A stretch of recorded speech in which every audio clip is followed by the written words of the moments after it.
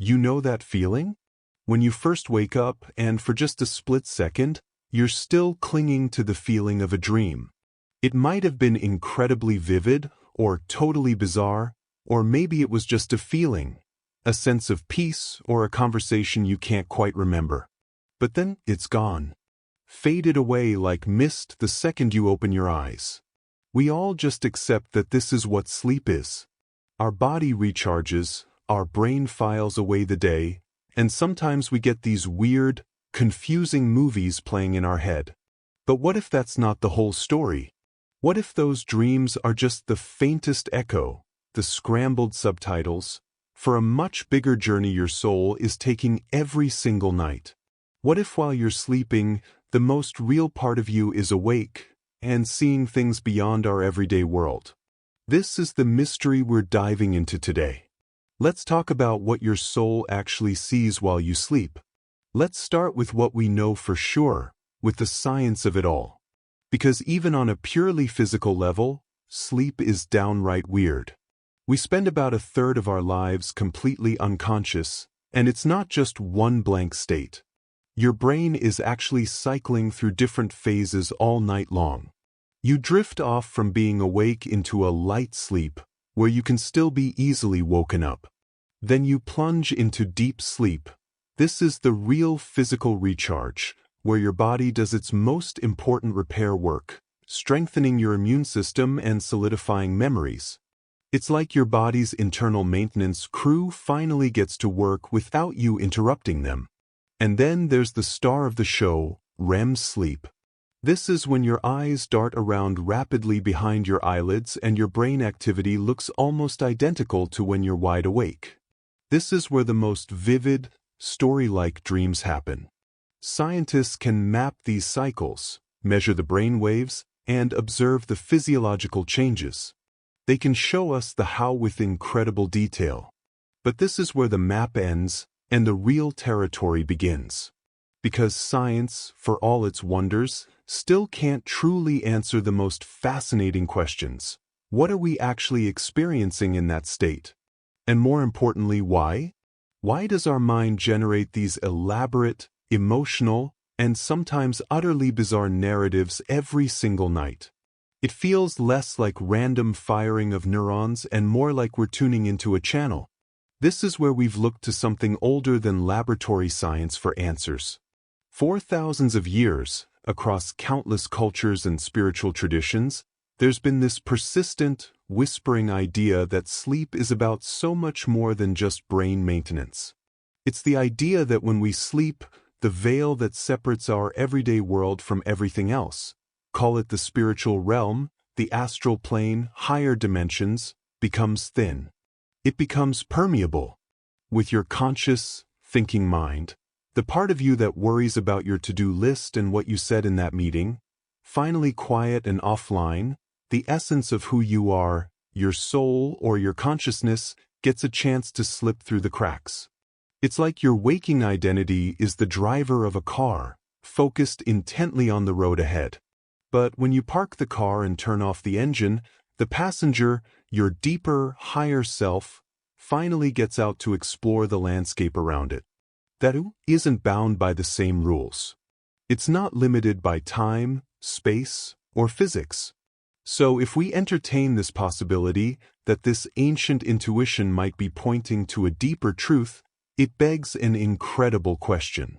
If that's what's happening, if our soul is slipping out for a nightly journey, where on Earth, or not on Earth, is it going? So if we follow this idea, where does it go?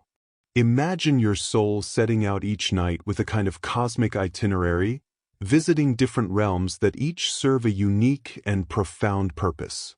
The most common stop, the one we get the most glimpses of, is often called the astral plane or the dreamscape. Think of this as the realm of pure metaphor. This is where the raw data of your life, your anxieties from the day, that unresolved argument, your secret hopes, your deepest fears, gets processed not through logic, but through symbol and story. It's why you might dream of being chased when you feel pressured in life, or of teeth falling out when you're worried about your words or power. Your soul isn't just watching a random movie, It's actively engaging with the emotional landscape of your inner world, working things out on a level your waking mind can't quite access. It's seeing a symbolic representation of your own psyche. But the journey often goes much further than just processing yesterday. Many traditions speak of a place known as the Akashic Records or the Hall of Memories, envisioned as an infinite, cosmic library that holds the story of every soul and every event across time. This is where your consciousness might travel to understand your life in a much broader context. It's not about just remembering this morning, but perhaps gaining insight into patterns that have played out over lifetimes. It's a place of profound learning, where you might access knowledge or a sudden flash of understanding that feels like it came from nowhere. Here, your soul isn't just reviewing today's diary entry, it's studying the entire volume of its existence, seeking the threads that connect it all and understanding its place in a vast, interconnected story. And after a long day in the physical world, your soul needs maintenance just like your body does. This is where the concept of the healing temples comes in, a dimension dedicated purely to spiritual and energetic restoration. Think of those nights where you go to bed exhausted, emotionally drained, or even physically unwell, and you wake up feeling inexplicably lighter, clearer, and more balanced. It might be that your soul spent its time there, being tended to by guides or benevolent beings of light. This is where the subtle energy body that animates you, your spirit, if you will, gets retuned, recharged, and repaired from the scratches and dings of daily life. Your soul sees the intricate, luminous blueprint of your being and receives the care it needs to continue its journey. Perhaps the most comforting stop on this nightly journey is the reunion. Imagine slipping away to a gathering of the most loving, supportive beings you can imagine. Your soul family, your guides, your highest self. This is a council meeting where the you that is living this human life is discussed with compassion and wisdom. It's a chance to reconnect with the other parts of your spiritual tribe, to feel a love that is unconditional and timeless, and to receive guidance for the path ahead. This is often why you might wake up with a sudden, crystal-clear solution to a problem that baffled you the night before, or with an overwhelming and unexplained feeling of deep peace and connection. It's a faint echo of that reunion, a love letter from your soul family that managed to make it back with you. Your soul gets to see its true home and its true family, reminding it that it is never, ever alone. It's a breathtaking thought, that every night could be so filled with purpose, healing, and connection. But if all of this is really happening, it leads to one of the most frustrating questions of all. Why does it feel like we just hit the pillow and wake up? Why do we remember so little? It's the most universal and frustrating part of the entire experience. That feeling of waking up knowing you were just somewhere incredible, that you knew something profound, only to have it dissolve into thin air the moment you reach for your phone or open your eyes. It feels like a cruel trick. If our soul is off having these amazing adventures, why are we left in the dark? This phenomenon, often called the Great Forgetting, isn't a bug in the system. It might be one of its most important features. First, think about the sheer shock of the transition. Imagine spending hours in a place where thought is instant, where you can be anywhere in a heartbeat, where you're unburdened by gravity or a physical body, and where you're surrounded by pure, unconditional love and understanding. Now, imagine being suddenly yanked back into the confines of your physical form, with its aches, its limits, and the blaring sound of an alarm clock. It's a colossal shift in vibration and consciousness. It's like trying to hold onto the intricate details of a beautiful, complex dream after someone has just slammed a door shut. The sheer force of re-entry into our dense physical reality is so jarring that most of those delicate, non-physical memories simply can't make the jump intact. They fade not because they weren't real, but because the contrast is too extreme. Then there's the translator, our magnificent, but literal-minded, human brain. Your brain is an incredible organ, but it's designed to function in this world. It speaks the language of the five senses. How does it possibly process the experience of reviewing a past life in the Akashic records or the feeling of your energy body being recalibrated by light? It can't. So it does its best. It takes these vast, abstract, and deeply feeling-based experiences and runs them through its only available filter. It tries to turn them into a story it recognizes. It grabs familiar imagery from your daily life, people you know, places you've been, recent worries, and uses them as props to construct a dream. That profound download of spiritual guidance might become a dream where a wise grandparent gives you a key. That feeling of energetic healing might translate into a dream of swimming in a refreshing, cool ocean. The brain isn't lying to us. It's doing its clumsy best to translate a symphony into a single note. But here's the most important thing to know. Just because you can't consciously recall the journey doesn't mean it's lost. Those memories aren't deleted. They are stored deep within your subconscious, and they influence you in powerful, albeit subtle, ways. It's the reason you can wake up without a single dream fragment but with a brand new perspective on a problem that had you stuck the night before. It's that sudden, intuitive knowing that everything is going to be okay, even when your logical mind has every reason to doubt. It's the unexplained wave of love and connection that washes over you for no apparent reason. These are the echoes of your soul's journey, the feelings and insights that were strong enough to seep through the filter and into your waking awareness. Ultimately, this veil of forgetting might be the greatest gift of our human experience. Imagine trying to live your daily life, paying bills, having conversations, running errands, with the full, overwhelming memory of the cosmic vastness, unconditional love, and profound freedom your soul experiences every night. It would be incredibly difficult to stay present and engaged in the human drama you came here to experience. The forgetting allows us to be fully here. It lets us take the lessons and the healing without being distracted by the spectacle.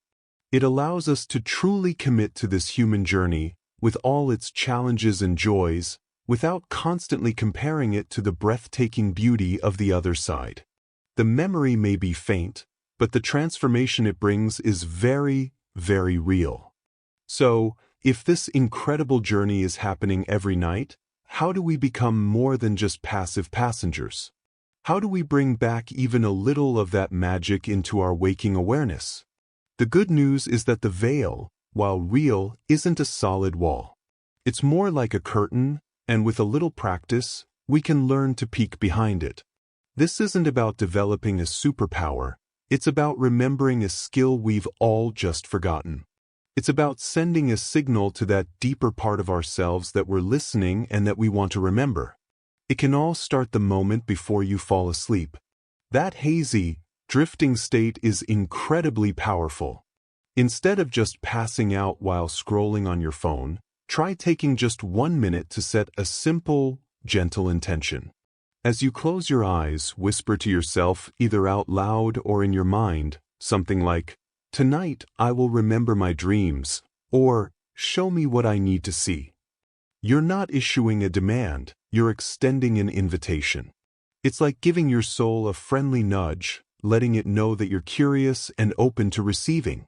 This simple act shifts your role from an unconscious participant to an active seeker, and you might be surprised at how often you'll wake up with a fragment of a dream already dancing in your mind. The single most powerful tool for building this bridge is also the simplest: a notebook by your bed. The moment you wake up, before you even sit up, before you check your phone or start thinking about your day, lie still and try to grasp onto whatever is left from the night. It might be a feeling, a color, a single word, or the tail end of a bizarre scenario. Write it down. Every single bit of it. Don't worry if it doesn't make sense. The act of writing does two profound things. First, it captures the memory before it vanishes completely. Second, and more importantly, it sends a powerful message to your subconscious mind. It says, "What happens when I sleep is important to me. I am paying attention." Over time, This practice doesn't just record your dreams, it actively encourages your mind to hold on to them for longer, building the muscle of memory night after night. To become a better receiver for these subtle experiences, we have to quiet the constant static of our waking minds. This is where practices like mindfulness and meditation become so valuable. They aren't about achieving a state of blankness, they're about practicing quiet focus. By spending even a few minutes a day simply watching your breath or noticing the sensations in your body, you're strengthening your ability to detect the whispers of your intuition and the faint echoes of your nightly journeys. You're essentially tuning your radio to a finer frequency, making it easier to pick up the signal from your soul amidst the noise of daily life. The more you practice being present and aware in your waking life, the more likely you are to carry that awareness with you into the dream state. Finally, remember that guidance from these journeys doesn't only come in the form of remembered dreams. Often, it leaks through in our waking world as synchronicities, those meaningful coincidences that feel too perfect to be random. It might be a song that comes on the radio that answers a question you held in your heart, or running into exactly the right person at exactly the right time, or seeing a repeating number pattern that seems to be a wink from the universe. When you start paying attention to these moments, you begin to see that the conversation with your soul is ongoing. It's a continuous dialogue that happens both in the quiet of the night and in the seemingly ordinary moments of the day. By acknowledging these synchronicities, you're affirming the connection and encouraging even more guidance to flow through. You're realizing that you don't have to be asleep to be in touch with the magic, you just have to be open to seeing it. So tonight, as you turn off the lights and your head hits the pillow, I invite you to shift your perspective just a little. Know that you are not just a person going to sleep to rest your body. You are a cosmic traveler, preparing for a journey. You are a student about to enter the silent, ancient halls of wisdom to learn the lessons you most need. You are a soul, getting ready to reconnect with your oldest friends and your truest family for healing, guidance, and love. This isn't a fantasy, it's a potential that lives within the very act of closing your eyes. Your dreams, no matter how confusing or fragmented, are never just meaningless movies. They are the whispers of your soul, trying to communicate in a language of symbol and feeling. They are the precious, fleeting glimpses of the incredible journey you are wired to take every single night. You don't need any special equipment or any special powers. The ticket for this adventure is already in your possession.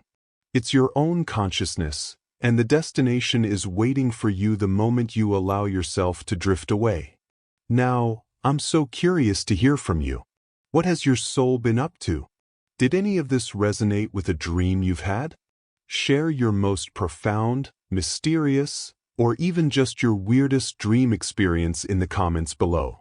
Let's get a conversation going and see what our collective journeys are revealing. If this exploration felt like opening a door for you, if it made you see your nights a little differently, then please hit the like button and subscribe to the channel. We're all about journeys into the unknown here, and I'd love for you to join us.